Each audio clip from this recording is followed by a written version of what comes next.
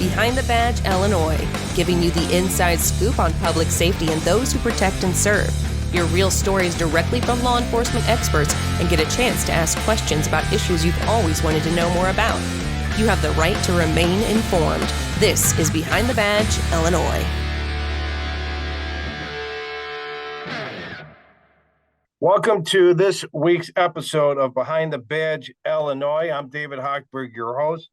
On today's show, we got expert panel Chief Johnson, Fairview Heights, Illinois, Chief Jogmen, Lou Jogmen, Steve Johnson out in Fairview Heights, Lou Jogmen, Highland Park, Eric Echevarria in Peoria, Chief in Peoria. How they do, Chief? They do all right? That's good. We'll give you some more practice. We got some time to practice. We'll get it right. We'll get it right at some point. And Chief David Byrd out in Dekalb, my alma mater over there by NIU. We're recording this the day after the shooting at the Kansas City Chief Celebration Victory Parade. There were over 800 law enforcement officers, according to the news reports there. And again, everything is still developing. As you guys know, it's a fluid situation. According to newscasts, there were 3 individuals detained. There was 1 fatality, a 40-year-old radio personality I learned this morning in Kansas City who had a family. So she passed away yesterday, and over 20 others shot, including, I believe the number was 11 children were taken to a children's hospital to be Mercy Hospital in Kansas City to be taken care of. So we ended last week's show on being aware when you go out. And unfortunately, yesterday's events kind of tee this up even more importantly as to what the public has to do to be safe. And as I was driving in, I was listening to different radio stations and different coverages. And there was an interview of a mother, a mom who brought her kids down, who said, "I'm afraid to bring my kids out to large events," which is not the direction we want to go as a society. I'll just make that general. We don't want everybody to be bunkered down in our houses and be afraid to leave the safety of our house. So I'll throw this out there to you boys about public safety and what the public should do. And since you had a similar event, unfortunately, Chief Jogmen up in Highland Park a couple of years ago on the 4th of July, this hits really close to home. And why don't you lead it off, and then we'll just go around the horn. All right. Yeah, no question. It's a concerning time. Understandably, people are nervous. I can tell you firsthand the impact it has on the community. We still have people who are extremely uncomfortable with being in public and public spaces. And to your point, David, that is not what we want. And that the job we do is to ensure that people can move about safely, in the community and go about their lives and enjoy things. But that said, where we are and people have individual liberties and can make decisions. And unfortunately, some people make bad decisions and it impacts other people. We have to really take a look at how we are out in the public space. You can definitely be home and know that you can feel safe there. But, when I talk about with my family and I talk about with my kids and the advice I give as a law enforcement officer, but as a father, I think it's important to just put it in context and put in perspective. You want to be certainly, you don't want to bunker down, but you want to be careful. And I think you have to balance those things. And it's a tough balance. And there's no panacea. There's no easy answer. But my recommendation to my kids and people I talk to is you've got to live in the yellow. When you're out and about, you can at home, you could be in the green. You can be very relaxed. Depending on where you're at, you can be in the green if you're really secure and feel safe. Don't want you to live in the red. I think living in the red would be a hard way to live. I think a lot of law enforcement officers, we spend time in the red because, things escalate to a point where there's danger and we've got to take care of things.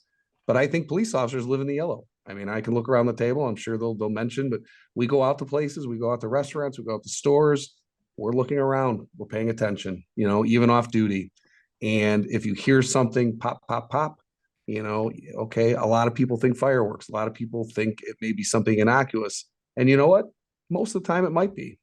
But I tell my kids to be in the yellow and treat it like it's not. So get out of there, head for safety, look for an exit, and just be prepared to act, be prepared for what might happen. And 99% of the time, if it's nothing, okay, you look a little foolish, or you did a little run, or you got out of there, it was inconvenient.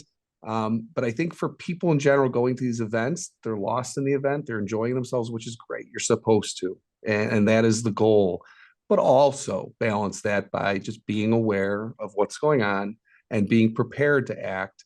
Like when you get on a plane, they tell you how to get off if you have to, and hopefully nothing happens, but at least you get that heads up and you're ready. So living in the yellow is kind of the way I present it. I think it won't keep you safe from somebody that's really trying to harm somebody, but it puts you in the best position possible. So I'm gonna throw it over to Chief Byrd next, and I'm gonna bring you in slowly, Ark, because I always like to bring new members on the team and just to get a feel. So we'll bring you in after Chief Johnson. Chief Byrd, you've got Northern Illinois University in your backyard. You've got basketball events. You have football events. You also have million-square-foot warehouses going up in cornfields if you drive up I-88, and there's a lot of activity going on up there. And you have a lot of public events, and not only the public events. I'll bring up warehouse shootings. I think there was one in Aurora a couple of years ago. So, if you could address how you keep your community safe and what your team is doing with those events, public safety, and what you're doing to work with these companies that are coming into your community. Facebook, Heinz is building a gigantic place. You've got Nestle that weren't there 10 years ago that are now part of the community. Yeah, so thanks, Dave. And just to piggyback off of Lou, this yesterday was the 16th year anniversary of the shooting here at NIU. Yesterday. So that happened on Valentine's Day in 2008. So it's sad that we live in an environment and a culture right now that we have to, like you said, live in the yellow. Sometimes we teeter over into the red. I'll give you an example. When I go to Chicago, because I'm born and raised there, believe me, I know all the pitfalls. I know where all the dangers are. So when I go to my mother's house, we grew up on the south side of Chicago in Inglewood area, Inglewood, Park Manor, Grand Crossing. When I exit that interstate, I put my pistol in my lap because I have to be ready. I don't have time you really got to be able to move on this because there are carjackers out there. There are vetting cars getting on and off the expressway.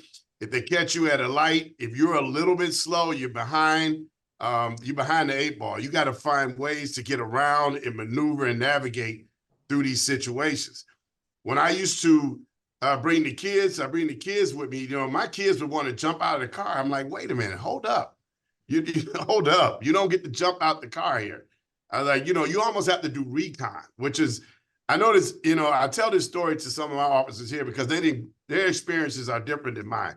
They didn't grow up in that type of environment.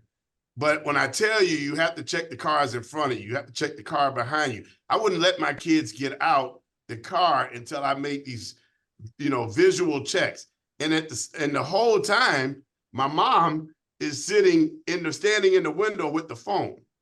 So just in case shit goes, just in case things go bad, she can call 911. But it's a process. And this is just coming to visit. I mean, there's nothing else to it. So, man. I mean, when you think about the steps that you have to take in a city like Chicago, and it is what it is. Everybody lives in Chicago knows the game. They understand what they got to do. There's certain gas stations you can't use. You know it. You go there, the potential of you getting carjacked is high. You don't go there.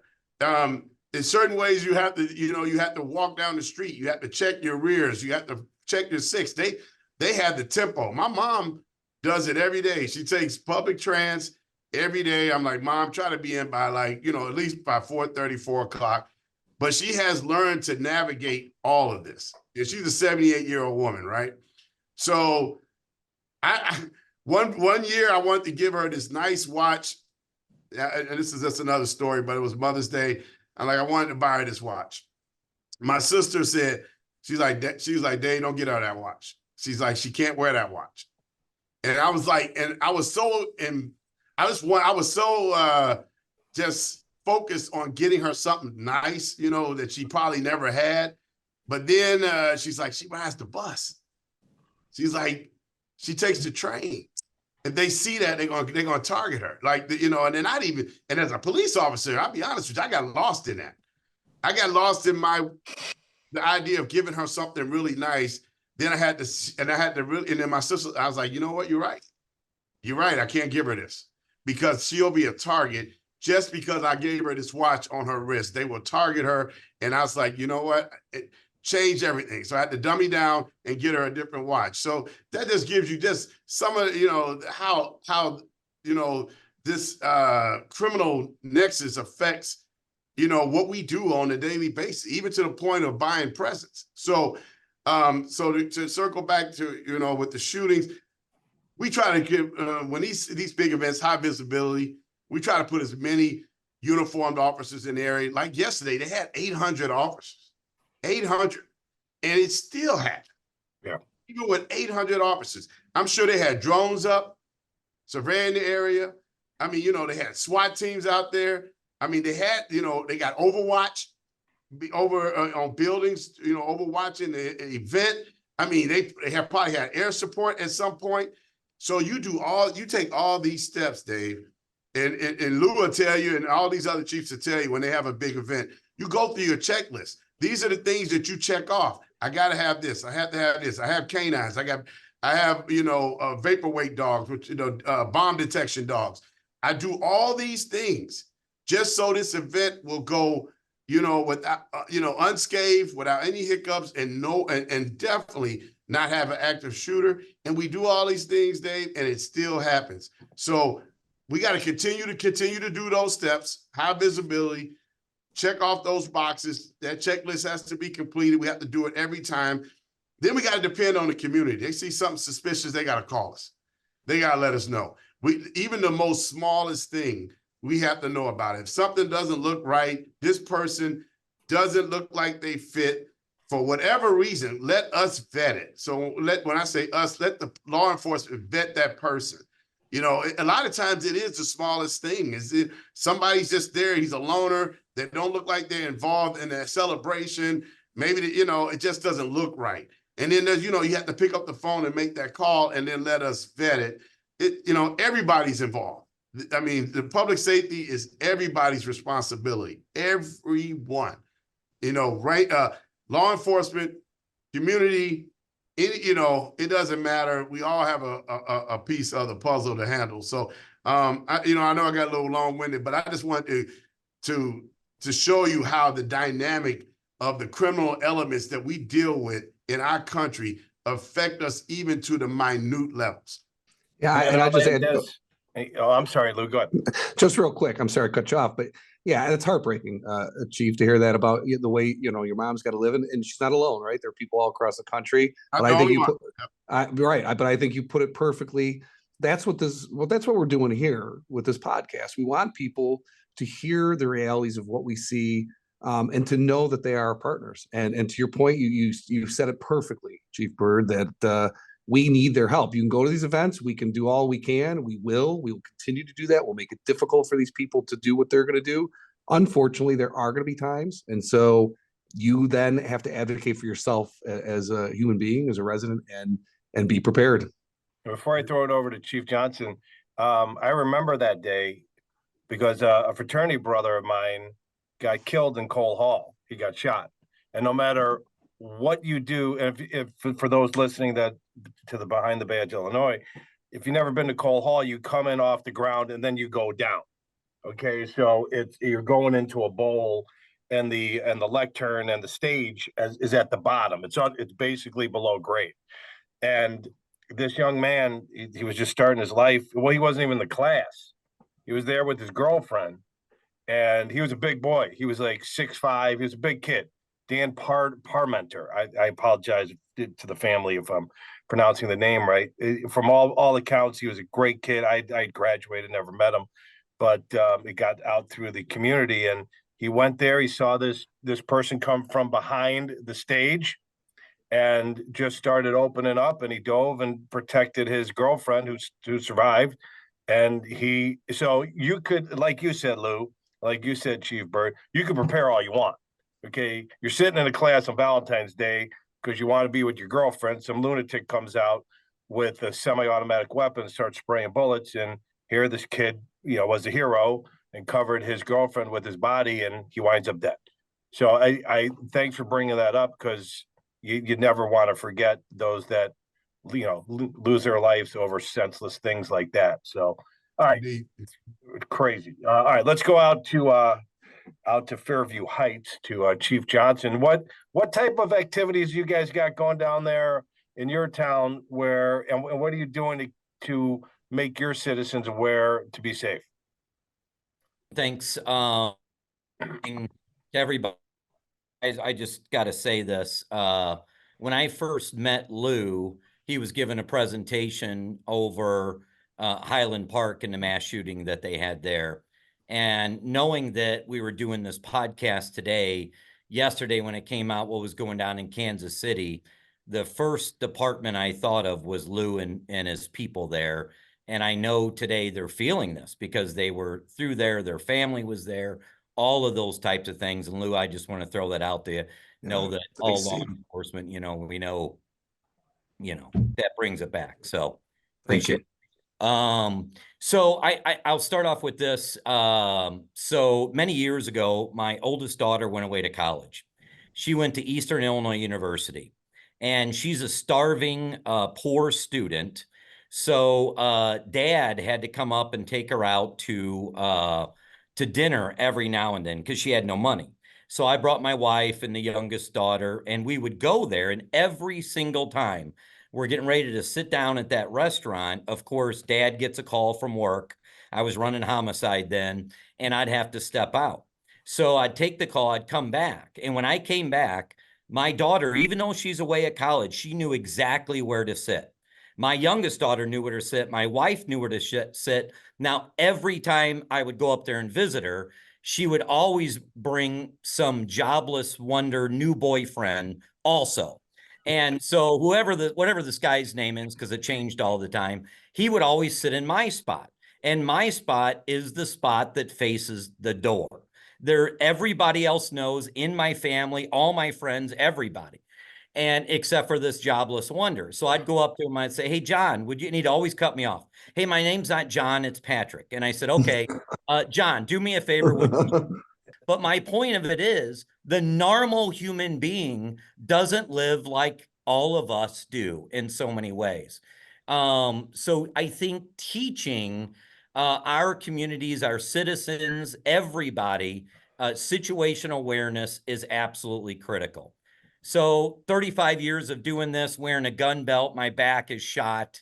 I go to rehab trying to fix up my back, and you're doing the weights and the stretches and all this stuff I'm not used to.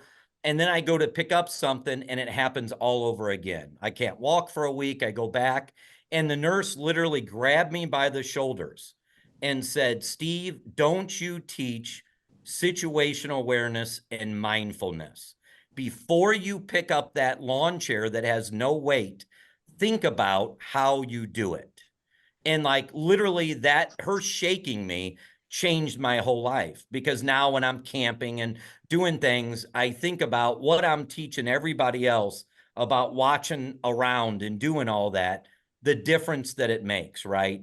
And I never say the name of active shooters because that's why they want to do it. So Virginia Tech, a really, really evil, less than human being, killed 32 people. 30 at the end, he killed himself. But before he did that, he walked across a college campus wearing a hunter's vest and a black bag of death. Now, with that black bag of death, he went to a schoolhouse and he took out chains and locks and locked and chained all the doors shut. He climbed through a window, and 2 minutes later, he started slaughtering our children and our teachers. And my point, 2 points of that is this. Number one, is two teachers got to that schoolhouse. They saw that the schoolhouse doors were chained and they go, I guess maintenance is working on something. And they turned around and left without calling anybody. Now, I'm not blaming them, but it's situational awareness. This isn't right. This doesn't look right. Call 911, get cops on the way. We would have been 2 minutes ahead on that response. Probably people were still going to lose their lives, but maybe the numbers would be significantly less. It's not the teacher's fault, but teaching people that situational awareness. The other thing is this, there's actually a change all across the United States of America that I think law enforcement needs to talk about. A dude walks across a college campus with a hunter's vest and a black bag. Why doesn't someone say, that looks out of place? Why don't we say, I kind of want someone to check that person. And I know we're not supposed to profile and all those things, but come on, a hunter's vest. And by the way, after he killed himself, he only killed himself because the SWAT team was right on him. He had 203 live rounds of ammunition left over. So that hunter's vest was loaded down. So teaching our citizens situational awareness and mindfulness is absolutely huge. We have a large mall in Fairview Heights, and we have dogs in there that we use that sniff guns. And of course, we catch all the off-duty cops and concealed carry, but also we catch other people with that, like, hey, you need to leave the mall, that type of thing. We're also looking into a lot of technology that's out there now. There's camera systems you can put on drones, you can have in very public areas where big things are going on. Someone pulls out a gun, all of a sudden the AI zooms in on that person and sends all 800 cops in the area a picture of that person that they see a gun. Technology helps, but it's not the wherewithal. And even 800 cops isn't the wherewithal. It's that mindfulness and situational awareness. And gosh, Lou, you said it. I don't know how, with what you guys went through, that you ever live again, not in the red zone, but hats off to you guys for at least trying to be in the yellow, because we can't be Rambo. That's no way to live life, but we got to be prepared. There was a recent at an HBU where, if you guys remember this, the security guards, Dave, you're shaking your head. You were with Georgia? It was an HBU I hadn't heard of. Was it Morgan State? I know what you're talking about. I just can't remember the school. Yeah, HBCU. Yep. Yeah. The security guards noticed something. I thought we're made aware of that, and they approached this lunatic, and he, I guess, trunk was loaded to go to, just to wage war, and he was going. I think there was a shooting earlier at another HBU, and it brought everybody's awareness to another level. So, yeah, what the public has to do is be like what the security guards did at that HBU, and like, hey, this dude doesn't look right, and took him down before he could take anybody else down. So yeah, so and I'll say, he says, here's a benefit of our podcast. Chief Steve Johnson gave the tip of the day. When you go into restaurants or you're going somewhere public, sit with your back to the door, like cops do, and keep an eye on who's coming in, and you'll just be that much more aware. All I will ask is, if we come in, can we have those seats, please? Because we don't want all of our seats taken. So, but it is true. We all cops you will see them. They'll sit in the back of the room. They'll sit with their, looking at the door. It's our habit for us because we're in the yellow. But residents can do that too. Just pay attention. And what's so funny that Steve said that? He's right. Our families already know this. Yeah. I tell you for sure, my girlfriend knows it all the time. And my mom, they'll be like, Dave wants that seat. Dave's going to want that seat. Dave's going to want that seat. And then when I'm with my brother, he's a Chicago cop. So now we're fighting for it. So I'm like, look, dude, I'm probably a better shot. Let me have it. So, but you're right. Steve's right. I mean, you guys all know, I'm sure Eric's going to jump on next and say some of the similar things, but it's true. It's weird that the way we work. I mean, I had to tell, and I'll just tell this quick. My girlfriend, like I was talking about the carjacking, is like just trying to be you know, like Steve said, just situationally aware, situationally prepared. And then it starts turning to tactically being prepared. She's like, you know, she wants to talk. And I'm like, look, we can't talk like right here. I mean, like, you need to be watching that window. You know, we really can't have a conversation right now. And initially she didn't know. I was like, look, I mean, you know, I need you to be checking the mirrors to see if anybody's coming up on us. I really don't have time to really focus on what you're talking about, because people, I'm telling you, the carjacking, it got to a point in Chicago, it was just unreal. So it's like, if you're driving down the interstate, they were using, walkie-talkies. I mean, they're tracking you. I mean, you got multiple cars out there like they're police officers, and they're tracking, you know, civilians in cars, you know, and then you got 3 or 4 guys in each car. So I'm like, you know, we can't really talk right now. I was like, just hold it until we get somewhere where I feel like we can get in the yellow. And like you're saying, Lou, and then maybe we can talk. But right now we are deep in the red, girl. I mean, I'm like, That's too look, bad. it's 79th. Hey, look, it's 79th and King Drive. Like, we really can't talk. So it's insane. It's insane. It's I'm sad. turning that on my wife. I'm gonna be like, hey, we're in the red right, you know, when I don't want to, you know, to hear what she's saying. I'm like, we're in the red right now, sweetheart. I got Oh, you'll be in the red for sure after that, David. So I live in the red every day with Yeah. her, so that's all right. So we're gonna go out to the beautiful town of Peoria. You've got casinos out there. You've got Bradley University. Just for our listeners that aren't familiar with the beautiful town of Peoria, center of Illinois, right on the river. You've got a huge arena there where you've got hockey, and Bradley plays basketball. I was down at a convention there for the firefighters last summer. So you've got a lot of activity. It's one of the largest towns in the great state of Illinois, the breadbasket right down there, middle America. A lot of companies test different products out there because it's middle class America to a T. So welcome to the podcast, Chief Eric, and last name, I don't want to butcher it again. If you could let everybody know. Echevarria. Echevarria. Okay. Echevarria. I'll have to listen to the podcast. That's all right. Sometimes. We'll get you'll get plenty of practice in. We'll tell Got it. So what do you guys do down, you in particular, and train your team down there to keep the folks down at Peoria safe? Yeah, say that again. We don't train them?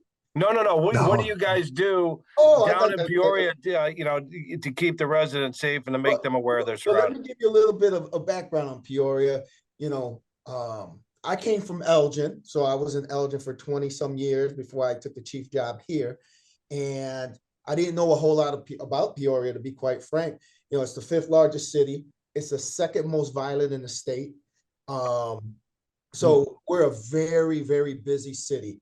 So for me, there's a lot of communication. We have a transparency dashboard, our Facebook, there's a lot of communication to share a lot of information. Our civic center is the 2nd largest in the state. McCormick is number 1. We have the largest movie screen in the United States in Peoria. Museums, the zoo, the phenomenal park system that's here. Caterpillar's here, OSF is also here. Several Trauma One hospitals. We are the Chicago of Central Illinois is how you compare it, right? 4 a.m. bars, all of that. And it's a handful. We have 218 officers currently, total of 240 staff. But it's very busy. So, you know, one of the things one is communication, and really letting our community know what's happening, how it's happening. I always tell people, I'm going to share my story. I same thing you guys do, but one of the things my family knows is when we're walking down the street, I'm on the side of the road. I'm on the side of where the street is at. And when we're crossing, I'm on the side of the street where cars are coming up. They know that automatically. I will come up. I make sure it's clear. Let's go. We get across the street. And another interesting thing that some people who don't understand policing may look at it like, he's kind of rude. I will open the door as we're going into a building and I go in first. My wife doesn't go. I go. I'm verifying as I'm walking in that we are and then I open the door and we come in together. But it's just kind of what we do. My son knows it. My wife knows it. My older children, I only got one left at home. He's 12. So they know everything else as well. And so there are things that we do. I tell our community, everybody nowadays is walking around with their face in a cell phone, not paying attention to what's going on. Put the cell phone down, pay attention. And obviously, and one of the things we also tell our community, and I think they should all know, whoever's listening, is we take situations like Lou had to go through, what Kansas City is, and we talk about it here. We debrief and we say, okay, what did they do? How did they do it? Where's a place for improvement? How can we improve if we're in a situation like this? And we learn from each other's incidents, right? We just, February 1st, stopped a mass shooting at one of our schools. I've never seen nothing like this in my 25 years in police.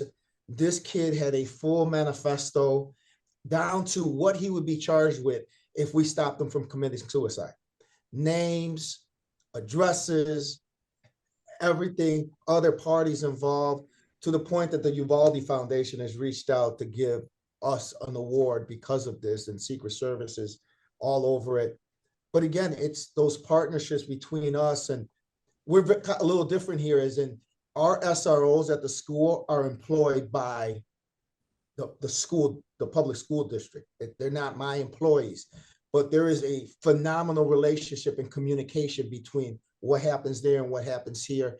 And we share intel. The IA that you talked about that sees a gun, our school districts have those in their buildings.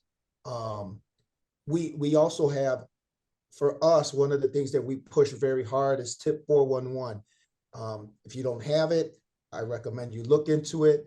It gives us an ability that when we do get a tip, an anonymous tip, that we can reach back out anonymously and get more information from that tipster, right? And that's a game changer. But it's gone as far as the school district has also implemented tip 411 in their schools.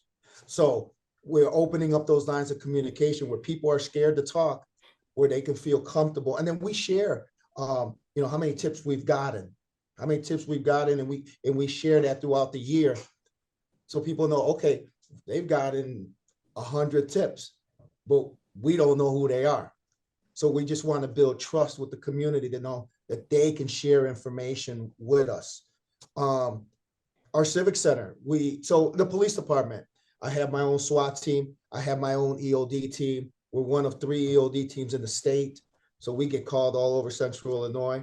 But because we have the civic center, for example, any Live Nation event that's there. And when I say Live Nation, T.I. and was here with Ashanti just the other day. We have politicians that come. The Santis was here for something. Big country stars, big concerts, WWE, all the major events that you would have at a McCormick or at a United Center or the Rosemont. Well, we have them here. And we have to walk our bomb dogs through there. We have to make sure the place is secure. We do that for all our parades. We have the largest Christmas parade in the oldest, the Santa parade here. It's like 154 years old. Our fireworks, Red, White, and Boom, we get over 200,000 people that come to our city for this event, right along our riverfront. And again, it's 100 officers are out there just for this event. Bikes, our Parks District Police Department is there. The Sheriff's Office will come and support where they can. But we also got to man our districts, and we're 55 square miles. So we have area that needs to be covered as well. Drones, bike patrols, robots on the bike trail, UTVs, ATVs, foot patrols, controlling the ingress and egress of all the areas to get in. So it is a large event, but it's a very secure event because we put in the time and effort. And this is actually the ops plan that was sitting on my desk because I've been looking at where we start to talk about this stuff early on. So planning is done early. We talk about, what do we need? what was our strengths? What was our weaknesses last year, right? What do we need to change? So we'll do a SWOT. What opportunities do we have, and what were some of the threats? And we work through that. And again, it's then working obviously with our intel groups, right? What are we seeing? Really following social media and the other intel areas.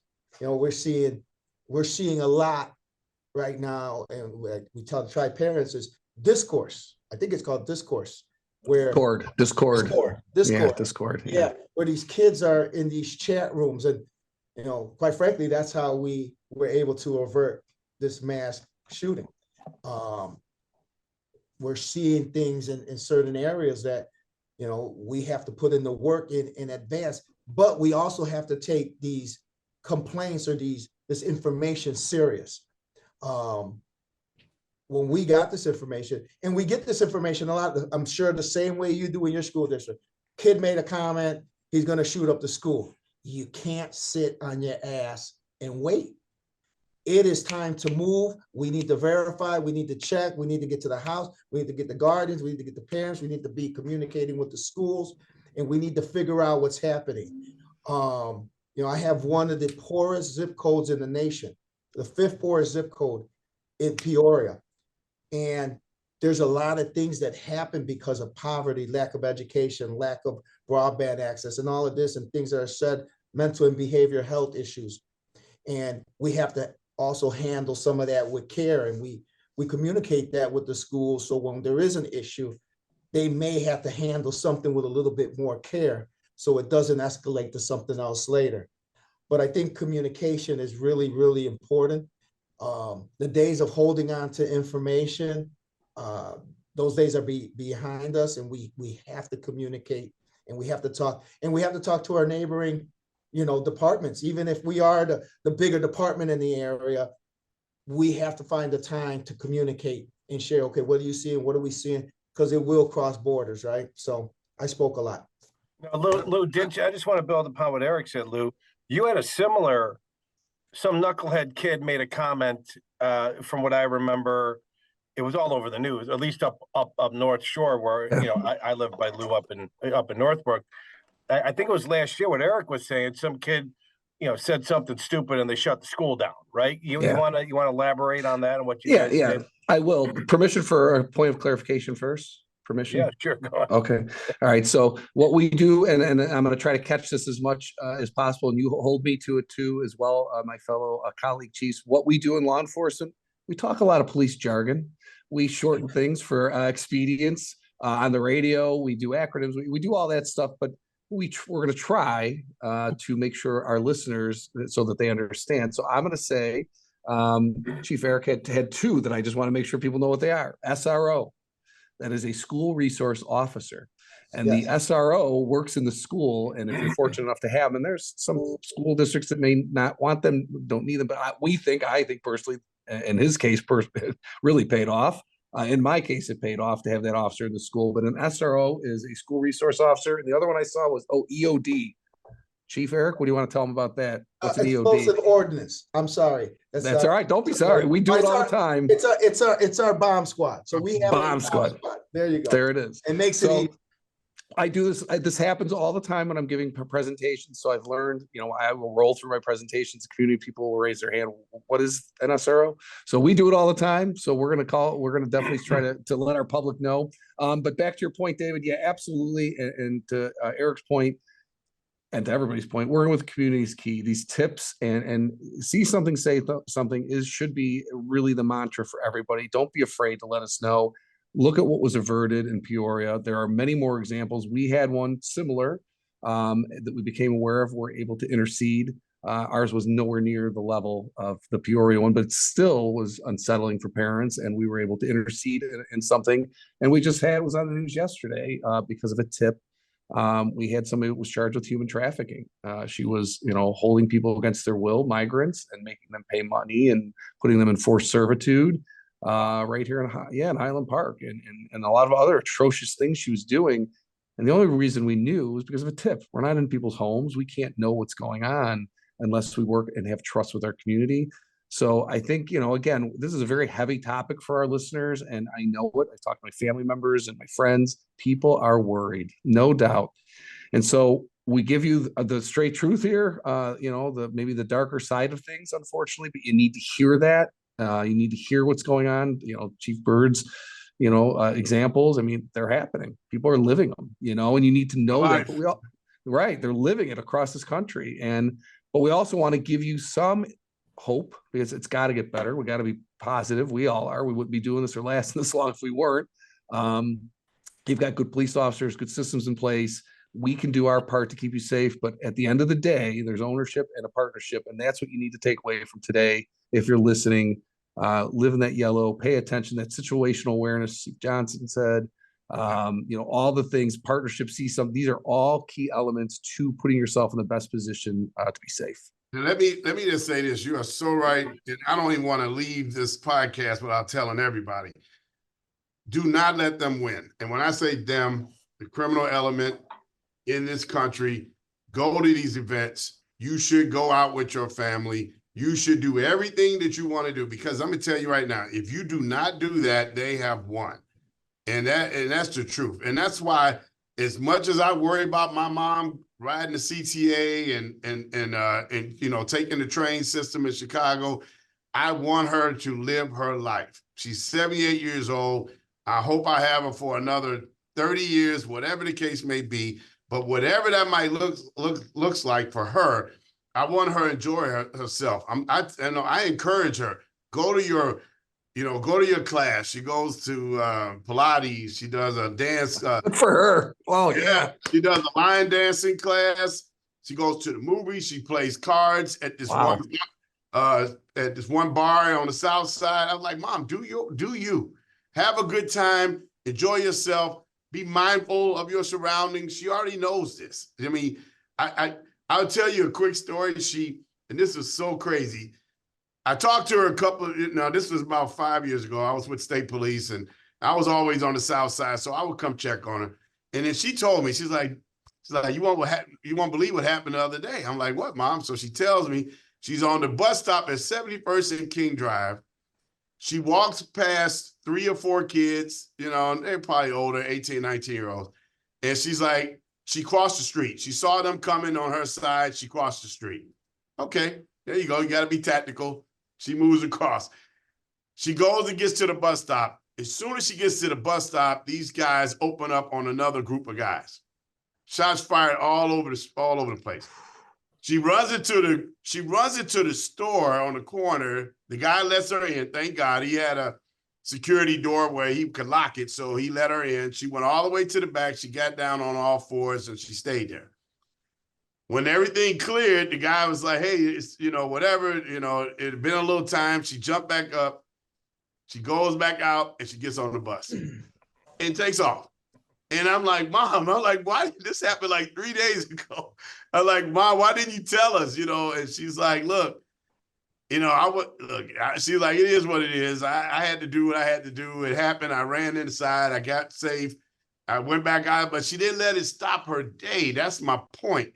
And, I hate to say that we're getting so used to this, where we to the point, where we just get back on the bus and continue our lives. But I think the trauma of it, we just can't afford it to just totally destroy us, who we are, what we do. The fear can't paralyze us where we can't do the things that we like to do. Otherwise, truly, are we living? Are we really living if we allow that to happen? And I know in your case, Lou, the trauma of the city alone, there's trauma, that occurred at that shooting on 4th of July. It all comes back, just like Chief Steve said, it comes back. But I hope that everyone is like, all right, I'm over it. It took me back for a second, but I'm going to the movies. It's Valentine's Day. I'm going to eat dinner. I'm not going to worry about this because, what else can we do? Truly. We're doing everything we can do to try to prevent these things. The last thing I will say is that we got to do a better job on assessing mental health ahead of time. So now I'm talking about the actual perpetrators, the neighbors. Like, you lived next to this person for years. I mean, there was nothing there was no red flags, no indicators that this person might be capable of a crime like this. I mean, come on. Like, and the parents, where are you at? Like, your kid locks himself in a room for hours, never comes out, doesn't associate with any other kids on the block. They probably need some help. And you need to, so those are some of the things on the, I mean, now we talking about getting deep in the weeds, but I mean, we have to have everything in conjunction working at the same time to prevent these type of situations. So there's just that other component that I know we didn't really dive into, but we will at some point. At some point we will. We will, yeah, for sure, for sure. We got plenty of podcasts. I get it. Yeah, so we got, yeah. So I will say, Dave, I will say, to your point exactly. We are going to have our 4th of July parade this year. We're going back to it. We're the community needed a little bit of a different approach last year, and, Sure. and out of obviously sensitivity to the victims and families, we wanted to handle it, really with deference. But we do know that we want as a community. So you do hear that in the community. We do need to get back to your point and to live. And it is an unfortunate where we're at, but we are here and we've got to find ways to make it better. We'll talk, I'm sure, on other podcasts about that piece. But to deal with what we're dealing with now, we've got to find good ways to do it. And I think we gave everybody, I know we're getting close to the end here, but I know we gave or feel like we gave some good recommendations, and we'll talk more about it, I'm sure, in the future. Yep. Well, I just want to thank Chief Johnson, Chief Jogmen, Chief Eric down in Peoria, because I don't want to butcher your Puerto Rican heritage and your last name. I'll get that. I'll get my tongue rolling. And Chief David Byrd. And this show is sponsored by Team Hochberg, which is me. We are looking for other sponsors. If you're interested in sponsoring this podcast, shoot me an email. Set up an email for the podcast, behindthebadgeil@gmail.com. A little tip out there, learned this week for veterans seeking loans. You could get a gift for closing costs. Veteran VA loans, you can do 100% financing, no private mortgage insurance. And if you're service connected disabled, you can get your funding fee waived. But if you need money for a down payment, you could get a gift from anybody. It doesn't have to be a family member. So that's your mortgage tip of the day. And we always like to leave it. Chief Johnson, you're up next for your story, a funny story, but I'll throw myself out there this week. 18 years old, parents are away, had a little risky business party before risky business was out, had the kegs in, got 2 kegs. I had a really good ID that was my face, but somebody else's name. Let's just leave it at that. Statute of limitations has expired on that. And put 2 kegs in the basement in garbage cans, had the football players at the front door, collecting $5 in 1984, which was a lot of money. Cleared about $900. So I was rolling. It was about 11 o'clock. People wouldn't leave. Car started backing up. So genius that I am, I called the cops. Figured, hey, I'll call the cops. I'll send some squads out. People see the squads take off. Well, the squad came out, saw the people, called for backup. So I was in unincorporated Des Plaines. I had county cops and I had Niles cops. Unbeknownst to me at the time, around 11 o'clock was shift change. So these officers had plenty of time to, hang out. So they all came, and I lived at the corner. So they blocked the intersection with about 10 to 15 police cars. So nobody can move now. And officer came up to me. I was in a Hawaiian shirt and terry cloth shorts, because that's and I looked really good in 1984 in that outfit. Officer comes up to me, goes, send somebody down at the end of the block to pick up the beer cans. No problem, officer. I'll take care of it myself. No, son, you're coming with me. Handcuffs me, throws me in the back of a Niles police car. My friend's mom banging on the window, saying, he's a good boy, let him out, let him out. And then her husband, Mr. Fishman, who was at his funeral a couple weeks ago, bailed me out. There goes my $800, right? The bail was like $300-400. I got fingerprinted. I got a mugshot and a Hawaiian shirt, and then it cost me $300 to bail me out, $500 to get my record expunged. So all the profit I made, $800 in 1984, boys. That went a long way. I'm like, that's a lot of money. This is a lot of money. So everything that I covered, all the expenses. Parents came home. I was grounded for a month. I think I got my ass kicked by my dad. So that's my funny story. Try to top that, Chief. It's not as good as Chief's Byrd running down the whole south side of Chicago with his underpants and his pants being torn off and leaving all his equipment all over the place. So you're up next weekend, Chief Johnson. Try to top that. So the only does thing I it- can say is we're going to get that copy of the booking picture and have Yeah, that. we got to get that. We got to get that. You if you got can my find question. it, That was my question. yeah. You got a copy of that floating around? I there's got to be. I'm scared. You 18-year-old scared. I mean, I was shitting in my pants. I didn't know what was going on. And here comes Mr. Fishman, bails me out. He's like, come on, let's go get it. Well, I'm sure, David, that there's a cop from that scene that their funny story is the nitwit that called on himself. The dipshit they call I'm sure you made some cops very happy that night and onward to have a good funny story for themselves. That's great, Dave. I tell you what, man, well done. That backfired. That wasn't so good. So all right, that's totally backfired, brother. I was loaded there until I had to pay the bail and I had to pay the expungement, but it was well worth it. So all you kids out there, you started out. You came from a good place in the beginning. I came from a good place. Yeah, right. So moron that I am. So thanks for listening to this podcast. Every week we're going to drop some. Next week we're going to go with what we're going to set up with is how different organizations and different forces are set up in different parts of the state. Right, Chief Eric's got his set up. Chief Byrd, you got yours. Chief Johnson, Chief Jogmen, and whoever else could join us on the next podcast. We recruited a couple of new chiefs.